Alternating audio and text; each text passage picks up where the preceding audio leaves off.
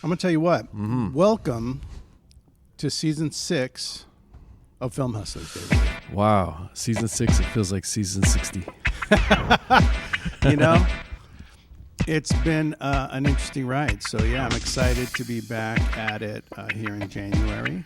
Hope everyone had a good New Year. Did you have a good New Year? I had the best New Year. You did, right? Yeah. You had a good year last year, which Yeah, it is was. amazing. Yeah, did a lot of things in 25. Yeah, if you want to hear more about David Dave's experiences this year, or last year, sorry, you can check out the last podcast. We talk all about what's happening. Teddy's not here today. He's, I guess, got to work, got to make some money, got to make The scratch. pay the bills. But here's the thing this year. I want to try, as much as possible, I want to try to talk about things that matter to filmmakers.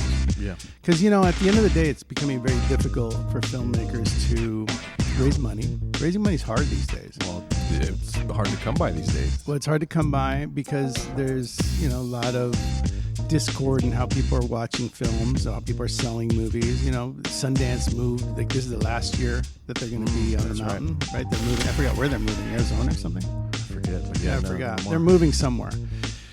Park City. No more Park City. And that's sad in a way, but it's, changing. The times are changing, dude. Back in the day, you could make a movie, you could sell it overseas. And you can still sort of do that now, but it's not the same as it was. People could stream. You've got Netflix streaming all over the world. It's not how it worked before. You made a movie and you couldn't see it in India, or you couldn't see it in China, or you couldn't see it in Japan until someone sold it to you. Right. And then once you get it bought, then you show it in China, or you show it in Japan, or whatever. And now you've got streamers that are already in those countries. And yeah, maybe it's a collaboration between the country and Netflix, or the country and Paramount. But the truth is that limits your ability to sort of go sell to an open market, which is what, there's the American film market, there's the Venice film market, there's Cannes, all these places used to be where you go and sell your movie. And we've had distributors on the show, that talk about this. You make a movie, you sell it at your markets through a distributor, you make some money back. Every year since 1990s, it's been deteriorating. Every time someone goes to a market with your movie, oh, I couldn't sell this. Oh, it's really bad out there. No one's buying. And I'm talking about 25, 30 years of that. Yeah. So clearly, the markets start to slow down, and you're not able to make as much money as an indie. And, before you, I don't know, you remember, I don't know how many people listening remember, but there was Blockbuster. Love Blockbuster. Right? You go pick your DVD, go show it, watch it at home. I used to copy all the DVDs. Right. You used to pirate them. Yeah, I used to bootleg them all. They had Hollywood Video. Loved Hollywood Video. Right. And then you had all the other mom and pop places where you picked up your DVDs. Now, what was interesting for us as filmmakers is that if I made an indie movie and I put a name in it, someone reasonable, let's say you put a Mario Lopez, or you put Frank Zagarino. no one knows who that is.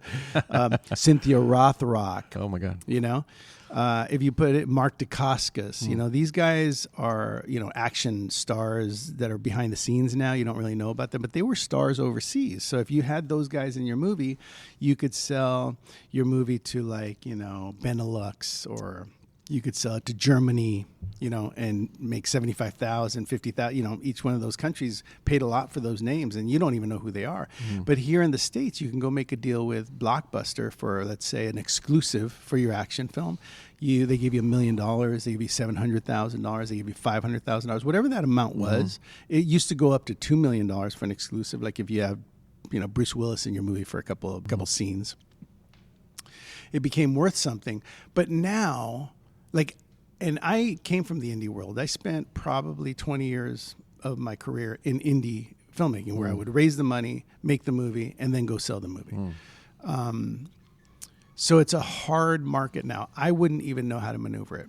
If I go out now and I raise $2 million, I don't even know where to sell that anymore, right? Because Netflix is making, gosh, I don't even want to guess, but Netflix is making the most movies out of anybody. Right. So if they're making their own movies, their own movies, originals, if they're making rom-coms and Christmas and they're making action films, and they're making they're doing stand-up, specials. They're doing it all, right? They're doing documentaries. They're doing live events, boxing. Yep. Right. Yeah. Free Solo guy, climbing a building in Taipei. All those things equal to, if you go to Netflix to sell your indie, they're like, I'll give you 20 grand for it. I'll give you maybe 50 grand for it. Right. And we're only going to show it in Indonesia. Yeah. Or we're only going to show it in the US or whatever, even though they're worldwide, right? Yeah. And then they license stuff here and there. But like, for instance, they licensed Holiday in Santa Fe from us. Not from us, but from Lifetime. Yeah. Mario and you and I and all of us went and made that movie for Lifetime. And then Lifetime licensed it to Netflix. And then Netflix put it up. Now, my understanding is that Netflix only showed that in the United States. Got it. It did not show all over the world. Still did well, but again, Netflix is focusing on their original work, on the stuff that they do. So you have to have something very, very special with a very, very reliable big name star to really sell them something. So yeah, the indie world's complicated. So what I want to focus on this year is giving people shows so that they can figure out how to, if you're making $1 million movie or a $500,000 movie, there are states, a lot of states in the United States, even overseas, but mainly the United States and Canada, that focus on giving filmmakers tax credits. Right. There's different types of tax credits. Make an example from A to Z. I'll give you an example. If you go to a place like New Mexico, the minimum spend to do a movie there is $500,000 to be able to earn the tax credit. To be able to earn the tax credit. So you have to spend at least $500,000 to qualify for their tax credit. So assuming you go there with your $500,000 that you raised, and you're able to accumulate 30% in tax incentives, right? And the way it works is you get about 20 to 25% just for shooting in the state. So you can be anywhere. But if you go shoot in like Taos, right, then what happens is they give you an extra 5 to 10% because you're shooting in a community that doesn't usually have film in it. So all of a sudden they're like, oh, you're bringing your money here. We're going to give you 40% tax credit, which is the top level. In Buffalo, you can get 50%, if you do your posts there too. Oh, wow. So that's a big number. But assuming it's 30, 40%, you got $500,000. Now you're looking at potentially getting back $150,000. So you add that $150,000 to your $500,000, or you make your movie for $500,000 and you give back the investor the tax credit. Got it. Right? So that's the only way to guarantee, or that's one of the only ways to guarantee that your investor is going to actually see some money back. Right away. Is it right away, or is it No. There's like a year out? There's a couple of things. Yeah, different states do different rules. Different states give you, also qualify you differently. And this is something you really got to look carefully at. So if you go to, and I'll give you an example, because the last 3 movies we made, one of them was in New York, Buffalo. The other one was in Nashville, Tennessee. And then the other one was Chicago. Right? Illinois. Long Grove, to be exact. So each one of those pretty much gives you about the same tax credit, right? They give you about 30%. Buffalo gave us 40% because we shot in Erie County, which is an underused town. Was that where the school film. was? Actually, everything we shot was in Erie County. Oh, okay, got it. So like the fire department, all that stuff, Erie County. So 40% for that. Had we done our post-production there, it would have been 50%. It's an amazing amount of money, right? So each budget that we had was the exact same amount of money. Right. Okay? So these 3 states, Illinois, Tennessee, New York, same budgets. One of them paid out $375,000. One of them paid out $280,000, and one of them is going to pay out like $780,000. Okay, so those are varying numbers, right? So the thing to understand as a filmmaker is if you pick one of these states to go to, not all tax credits are equal. Right. And the reason they're not is because a place like New York is going to allow you to take a tax credit on producers, the actors, even if they're not from that town, right? Because some of the incentives, the idea is we want you to bring your money, we want you to come, And then we want you to hire everyone that lives in that town. Got it. And as a result of that, we will give you money for your movie. Well, it had to adapt. These states had to sort of do something that brought people, right? So now, if I go to Buffalo, New York, there's an amazing film commission there. So if you're a filmmaker and you want to figure out how much money you're going to get for your movie, whatever the amount is, as long as it's above $500,000, you call the film commission, right? There's a guy named Tim Clark at the Buffalo Film Commission. It's called the Niagara Film Commission in Buffalo. You talk to him, tell him what you're doing. He will actually help you find locations, find crew, connect you with the film tax incentive program that you have to apply. So you have to look at the website and figure out what the application day is. Now, it's really important to know that even though these things exist, they do have rules, right? They have like dates that you have to sign up, dates that you have to qualify. You have to start at a certain time to qualify for that year. Some of them you have to file a tax return in that state. So, for instance, we had to file a tax return in Tennessee. Right. I have to file a tax return in New York.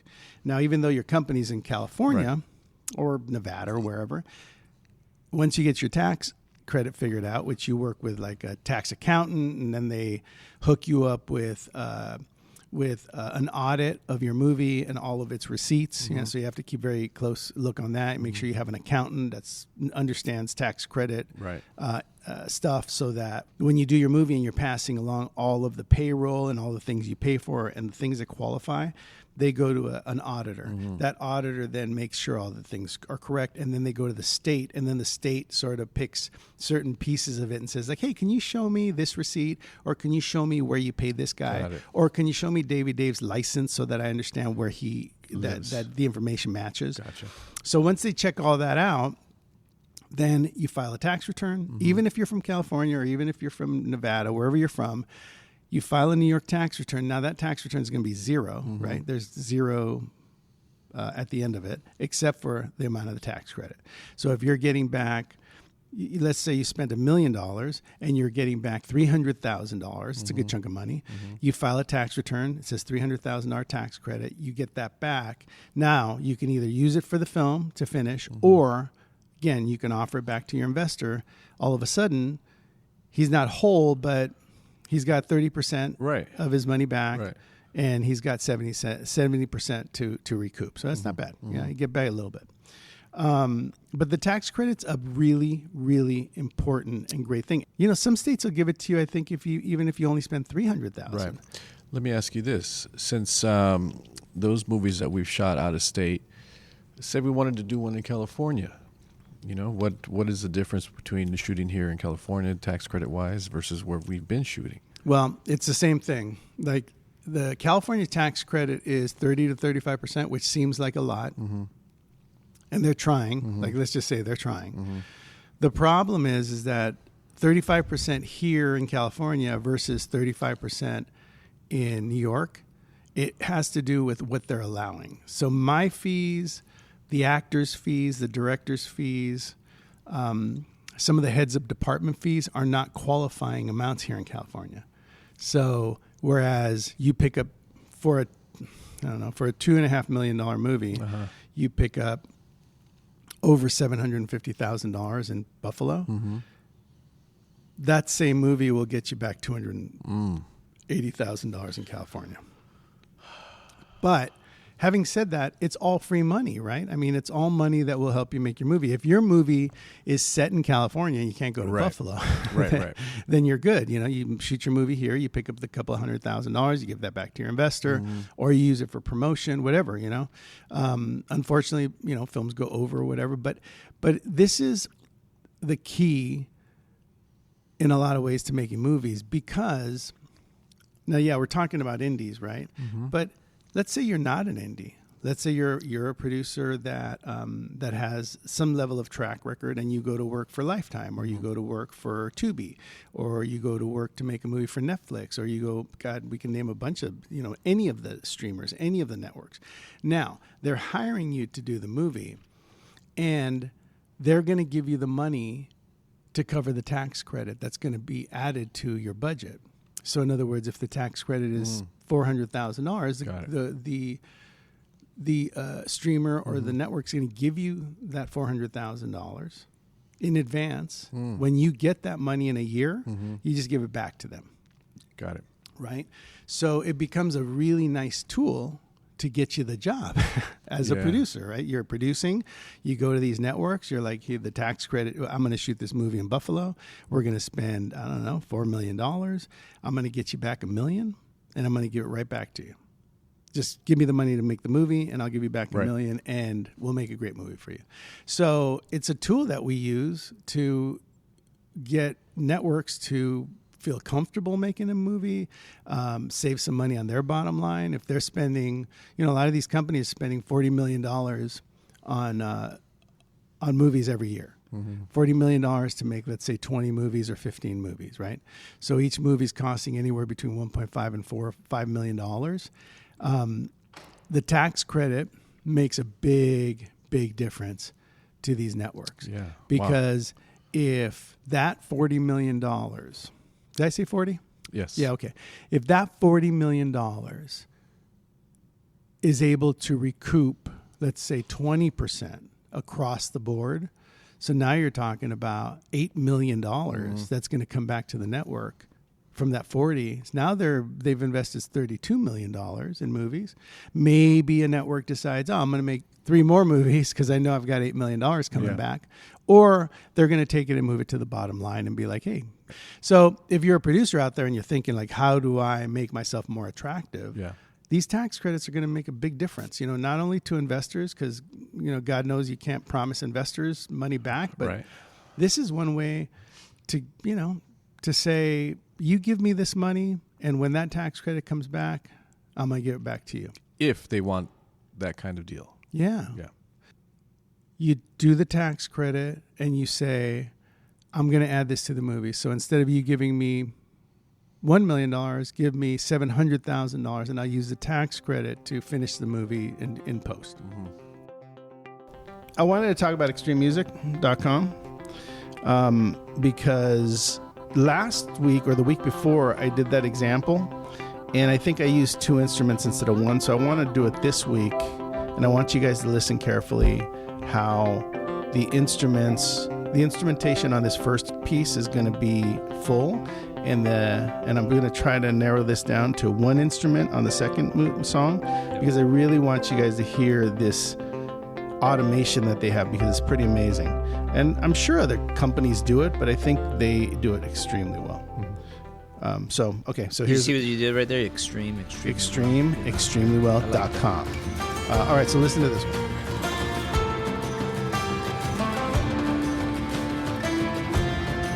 Right? You feeling that? Wow. It's like it's deep. It's got moving tones. Yeah.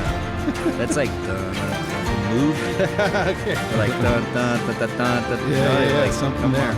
So, and this other piece now is with only 1 instrument that is automated right in their system. You could make it fit your scene. Same song.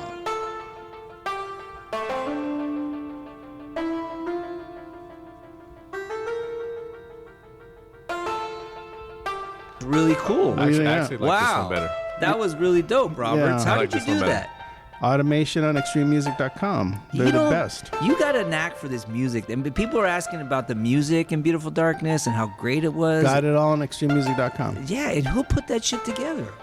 We all did. But Oh, here we go. We as a group. well, if the thing about music and You want some Fazools or what? No, hey, you got to give me some Fazul. No, but look, as a producer, it's one of the things that I like to do the most. Directors don't always necessarily go with everything I choose. We have music supervisors on movies. Yeah.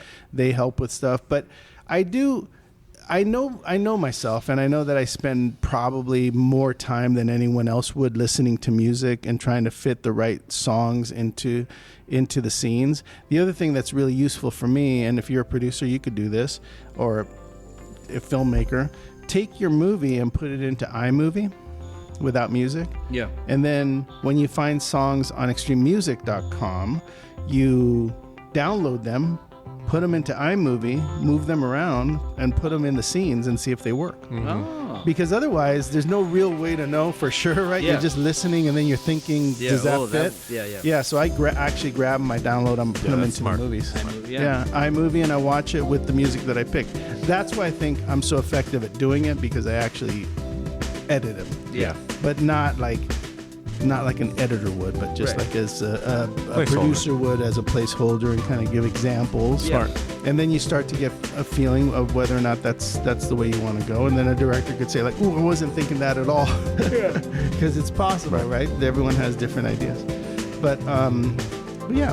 Well, we kind of, I don't want to say butt head, but we had differences on some of the music choices that you were giving in Beautiful Darkness, but we figured it out. Yeah, extrememusic.com, they provide everything you need, and they give you automation. They give you, hundreds of thousands of different kinds of songs and different feelings, different genres. Yeah. But check them out. Because you could really go down a extrememusic.com. rabbit hole. I did that the other night. And you could just type in whatever you're feeling, or whatever you wanted. All this stuff pops up, and then you start listening. Yeah. And then you keep going. And within the song, if you punch in, let's say drama, and it brings up a bunch of dramas, and then you click on a song, and it starts to play that song. When you click on the song, it opens up a little window. Yeah. And at the bottom of that window, there's all these other choices. It's like orchestration, or country, or or different types of feelings, or drama, or spiritual. And you click on those, and it takes you to a whole other level of songs. That starts to use all of the words that you've punched in. So it's interesting. Yeah. It's a great system. And again, it's part of the process of making. You can't make movies without music, and music really helps your movie be great. So spend some time on extrememusic.com, pick songs you like, go to iMovie, put them in there, work with it, and then call Russ Emanuel and buy them. Boom. Although it's a good talking point and a good selling point, there's a lot of homework you got to do. Like, you can't, if you tell an investor, hey, the tax credit is this much, and we're going to do it for the movie, before you do that, you really got to pick a state that you want to shoot in. You got to communicate with the film commissioner. You got to communicate with the state itself about how does the tax credit work? What's the deadline to qualify if I'm shooting in March? And once you get all of that information, then you've got to find yourself an accountant. You might already have one, a lawyer, that can paper this in a way that makes sense, that includes the tax credit that you're promising people. And then you have to make sure you have an auditor there. So your budget needs to include, I don't know, anywhere. If you're in Buffalo, you probably should include about maybe $17,000 or a little bit more for the accounting. Got it. Because in Buffalo, they know, it's a big chunk of money.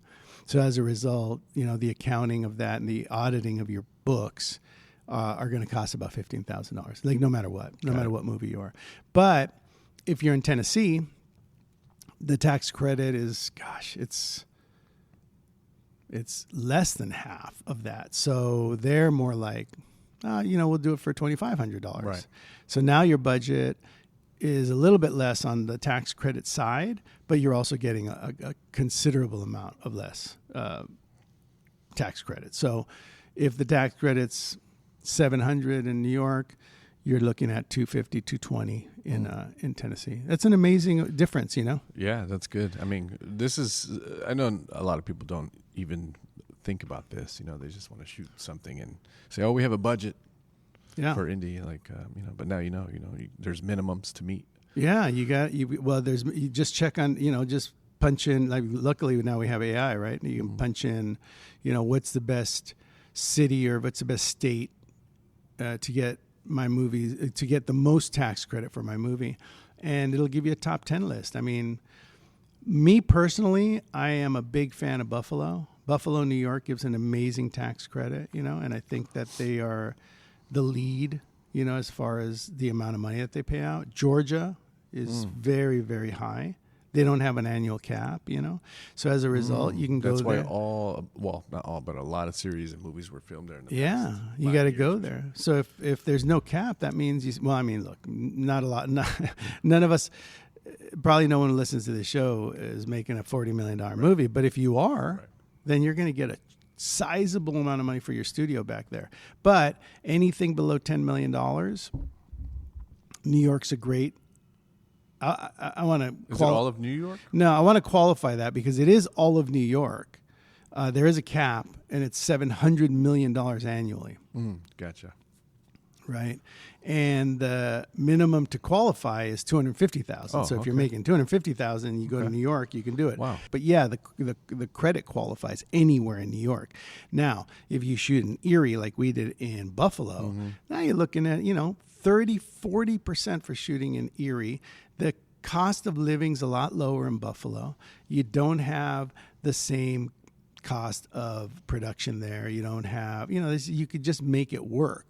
Right. And it's funny because I recently found out that, part of getting the extra 10%, you have to shoot in a studio for 1 day. So let's say your shoot is 10 to 15 days, Right. or 10 to 20 days, whatever you want. If you shoot 1 day in a studio, you get the extra 10%. Wow. That's a big deal, right? So, I mean, there's a lot of things that you benefit from going to a smaller town where they don't shoot as many movies, because then the cost of things are less. I think even our locations were reasonable on Spark. We had like the fire department helping us out left and right. Sure. They wanted us to shoot there. Right. You want towns that want you shooting there. So just to run this down, you've got New York, you've got Louisiana, Okay. you got New Mexico. California's making a play, but I would double check. They actually have an annual cap of $330 million, right? Like I mentioned, others have like $700 million. There's no cap in Illinois. Minimum requirement for a project, 30 minutes or longer, and $100,000 In Illinois? In Illinois, Oh, wow. right? So that's beautiful because you got Chicago there. You got it's a very, very long, big state. Nevada gives you a little money, not a ton, but if that's where you're going to be shooting, they can you can pick up. It's probably like 100,000 is probably like the least. 100,000 would probably be the least. I mean, I think there's some states that allow you to do 50,000, but at the end of the day, look, if you're spending 50,000 and getting back 20%, what's that? $10,000. I mean, maybe, yeah. I mean, if you're doing something small, then it matters. Just check it out. Call the place where you want to shoot. Colorado has a great film tax credit. Productions must hire at least 50% local cast and crew, right? So you can bring 50% of your crew, but you have to do 50% there. At least. Got it. Yeah. You got Kentucky that has a great tax credit. And that's what we do, right? Minimum spend $125,000. That's not bad. What do we do? We hire 50%. Yeah, I think we might hire more, right? We hire the majority of our crew. Like we bring our DP, we bring our AD, we bring our costume designer, we bring our line producer, we bring our producers, we bring you guys, and that's it. And then the other, how many is that? That's maybe 10? Right. The 10 of us go there, and then the other 35 crew members are hired from that town and that state. That's why they do these tax credits, because all those people get to make money. Then they pay that money into the local economy, and it boosts up the economy. So don't think they're not just giving you money for no reason. They're doing it because the more you guys shoot there, the more money their people make, the more they spend that on, they spend that in their state. Economics. Film economics. Yeah, film economics. It's a great thing that the government does for us, and it makes it easier to do your movies. I mean, the thing about it is that you have to start figuring out how to do it without the sale, because the sale is so elusive these days. Like, I don't know that I talk to a lot of filmmakers that are like, "Oh, I made this movie and I sold it and made all my money back." I don't know if I don't know if anyone has said that in a long time. I've never heard that ever. Right. So how do we make that work? Tax credit is going to help you make it at least stomachable. If you're super smart and good with numbers and you're one of those kinds of producers, you can take a state that gives you 50% and get back 50% for your investor. So if you spend $1 million, and let's say it's not really 50, right? Because you lose something here and there. Let's say it's 40. If you do $1 million, you give back an investor $400,000. Right. That's a big chunk of money. There's companies that you can go to that will tell you where your movie will get the most tax credit, depending on what film it is. Sure. You know, if you have to shoot your film in the mountains, if you have to shoot your film in Nevada, you know, then maybe there's programs that you don't know about that they help you out with. So anyway, I want to mention some of these companies. There's greenslate.com, film tax incentive management, so they can help you manage it. Now, clearly you have to pay them. I mean, in addition to filing a tax return for your tax credits, there's also ones where you get the tax credit certificate. Let's say it's, I don't know, $125,000. Those tax credits can be bought. So if you have $125,000 in a certificate from a state, because some of them give you a certificate, you don't have to file a tax return. Oh, nice. Then you turn around and sell that certificate to an investor that the state helps you out with, or a lawyer helps you out with. Oh, so, you can do that. Yeah, they'll pay 92 cents on the dollar. Oh, wow. Right? So you just give them your certificate, they pay you 92 cents, and you end up, instead of 125, you end up at like 118. Fine, who cares, right? As long as I get it. But this company, greenslate.com, will help you maneuver your way through that, sell it for you, you know, because they know entertainment partners. Wow. They'll do your payroll they're very as good. Well as do your tax credits or help you with the tax credits, because what they do in payroll is going to be necessary to get your tax credit. They're not a bad company to check out.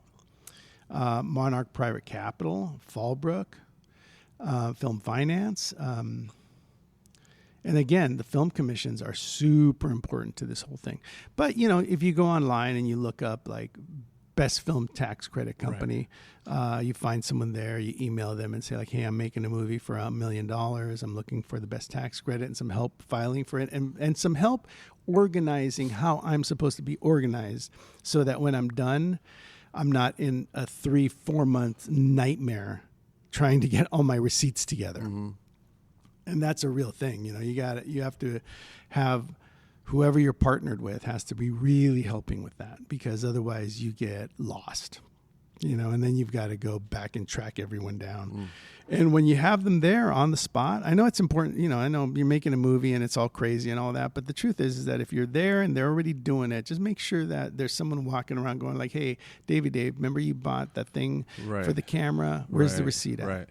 Let me see it. Okay, where's the, you know, card you used to pay for it? All of that has to go into some sort of Dropbox, so that when it gets checked out, because these states don't just give you money, right? They're going to audit it. They're going to audit it, and they're going to make sure that you're not lying, and then after that you get back your money. So I hope this helped, because tax credits are a real thing. They're real money. They're good ways to increase your value for your investors too. That's right. Increase your value for investors. And it's a great pitch. Hey, we're going to go make this movie. They'll ask you, how are you planning on paying me back? And you'll be like, well, 30% is going to come from tax credits, and the other 70%, you know, you could start breaking it down. We're going to go to Film Hub. We're going to go to these other websites. We're going to go to these distributors. All of a sudden you have like 5 or 6 different ways to sell the movie and make your money back. You know, Tubi's going to go directly in your pocket. We got a couple of distributors going to get us on Prime Video, and we're going to get on, you know, maybe Netflix. There's a deal. You know, I sold a documentary for more than I made it for to Netflix. So it's possible. It just depends on the subject matter. But when it comes to investors, you know, knowing that they're going to get 30 or 40%, maybe even 50 if you're super smart. 50% back is a serious promise. It's a serious promise, right? So if you want to be creative, you got to get into the finance part. You know, you have to sell the finance part. It's not just creative work. It's, you know, you have to be an accountant. You have to be a producer that kind of handles all this stuff. So, especially if you're indie. Yeah. So I think, look, if you guys have questions, if you guys want more specifics from us, go to the IG, Film Hustlers, at Film Hustlers. Yeah.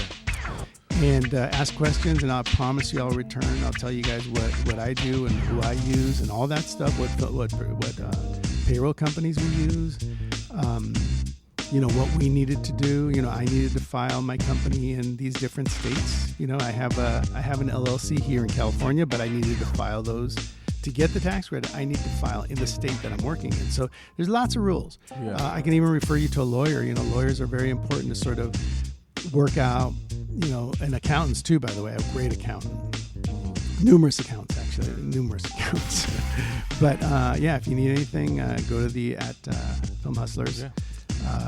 IG and send a question and I'll answer it. But yeah, man, I think our plan this year with Film Hustlers is help a filmmaker see new possibilities, new ways of getting money and promising their investors money. ExtremeMusic.com for all your music needs. Thank you, Russ. Thanks, Extreme Music, for being a great partner to the show. We appreciate it, and I hope that the tax credit conversation is going to help you move forward to do whatever project you're doing. It doesn't have to be a film. It could be a commercial. It could be a short. It could be anything in media. Just check with the states, check with the film commissions, check with the film tax offices, and they will help you. They want you to go do your movies there. So thanks for joining us on Film Hustlers and beginning the 6th season with some exciting news about how you can make your films. All right, we'll see you next time. That's right.